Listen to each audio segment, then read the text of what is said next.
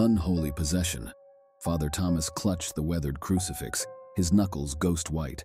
Otherworldly and hunting growls echoed from Penelope Higgins's bedroom, forming an eerie symphony laced with supernatural malice that sent icy tendrils racing down his spine. This was no commonplace nightmare of childhood. It was a malevolent being clinging to the innocence of a child with relentless ferocity. Earlier that morning, Mary, Penelope's mother, had called in desperation. Once lively and full of spirit, her 8-year-old daughter had become quiet and distant, and tormented by nightmares that left her bedclothes torn and soaked in sweat. Next came the growls, a collection of otherworldly noises echoing through their rustic farmhouse, turning their nights into chilling terror. Inhaling deeply, Father Thomas gently pushed open the bedroom door. The room was awash in the unhealthy yellow light of a bedside lamp. Penelope was curled up under the thick, heavy covers, her small frame quivering like a leaf in a violent wind. Every muscle in her body was taut with fear, each breath she took shallow and ragged. The room's atmosphere was filled with a strange, metallic scent that immediately caught Father Thomas's attention. It wasn't the familiar, coppery smell of blood, but something much older and more unsettling. The odor seemed to emanate from the walls themselves, carrying a hint of decay that had been ignored for ages. This scent made him sick to his stomach, causing his heart to pound in his chest. "Penelope," he said in a tone both soft and firm, his voice piercing the suffocating silence. The growling stopped. With cautious steps toward the bed, he raised the crucifix, hoping it would prove to be a barrier against unseen adversaries.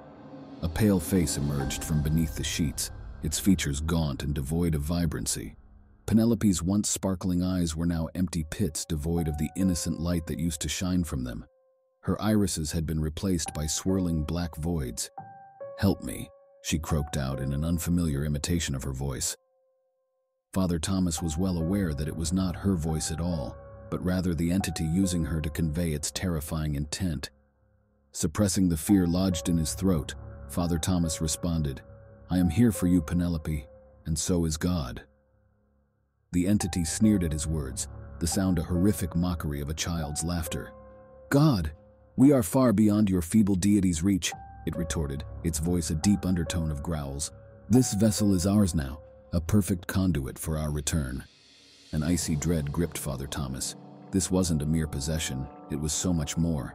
An ancient evil force desired to use Penelope's innocence as a portal to their realm. He had to act swiftly.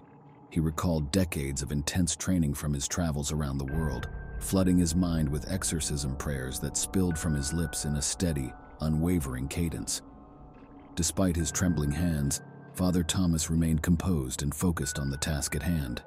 The room pulsed with an eerie electric energy, the unseen forces crackling through the air like bolts of lightning.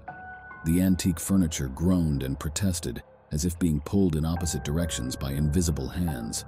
The hair prickled against his collar as he focused his energy, beads of sweat forming on his forehead. Digging deep into his willpower, he chanted the ancient incantation with fervor, determined to finally rid the cursed space of the evil lurking within its walls. Penelope screamed, a terrifying wail that ripped at Father Thomas's soul, but he persisted, his voice soaring above the chaos. As he clutched the crucifix, its silver surface warmed against his palm, emitting a faint glow that cut through the darkness enveloping the room. The entity retaliated violently, spewing threats and jeers in multiple voices, speaking of ancient agreements and insatiable hunger. But after what felt like an eternity, the fiend faltered, fading away after a final deafening shriek. Relief flooded Father Thomas as Penelope's eyes fluttered open, revealing their normal brown depths. He collapsed into a nearby chair, exhausted yet triumphant. "Father Thomas, what happened?" Penelope asked weakly. "You're safe now," he assured her. Leaving the farmhouse the next morning, Father Thomas couldn't shake off a profound sense of disquiet. The encounter had rattled him, not just the sheer power wielded by the entity, but also its glimpse into an alternate reality. The experience was something he wouldn't soon forget. Back at his church, he delved into forgotten texts in the library's darkest corners and consulted other priests. The entity was mighty and ancient, and its motives were shrouded in enigma. Every morning, Father Thomas woke up to the same unsettling quiet that had enveloped Penelope's town for several months.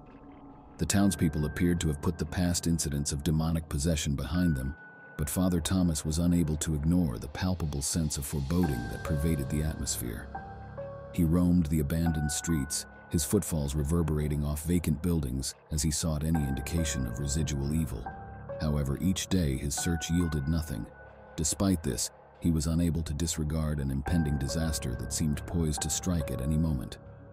One night, while deciphering a brittle scroll filled with cryptic symbols, a single phrase leaped out at him: the Weaver of Shadows. This name triggered fresh waves of terror within him. The Weaver was a malevolent entity that manipulated possessed vessels like puppets to unravel reality for its arrival. This wasn't an isolated incident. It was a prelude to something far more sinister. The thought sent chills down his spine as he realized he was now a lone warrior against an unseen foe. Penelope's possession took on a terrifying weight, far surpassing the rescue of an innocent child. It heralded an impending invasion, sending waves of dread through Father Thomas that quickly hardened into an iron resolve. He would not stand by and watch as the world crumbled.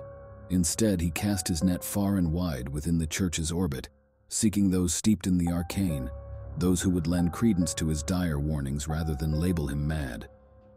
The rhythmic tap of Father Thomas's worn leather shoes echoed off the stone walls, punctuating the stillness of the church's labyrinthine passages. He was on his way to a clandestine gathering, having unearthed a faction within the sacred institution that delved into dusty tomes and potent relics in their desperate quest to ward off the Weaver. This ominous entity hung like a storm cloud over mankind, threatening to unleash a tempest of chaos. Time became an elusive wisp as months blurred into one another. Father Thomas and his newfound comrades journeyed across uncharted territories, their path marked by encounters with hellish sentinels, and the icy whispers of the Weaver seemed to seep from every crevice. Their journey culminated at an abandoned temple, its ancient stones murmuring tales of forgotten rituals.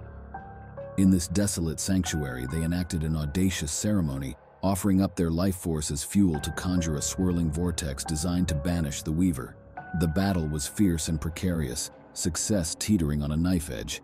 Yet the group's unwavering determination and self-sacrifice tipped the scales in their favor. As the comrades stepped out from under the shadowy eaves of the temple into daylight, a stifling silence blanketed them. Had they truly vanquished their foe?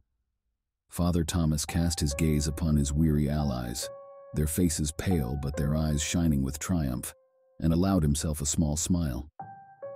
For the time being, they had successfully liberated humanity from the clutches of the Weaver, or so it seemed. But he knew deep down that this victory was merely a reprieve, for another encounter with the darkness loomed on the horizon.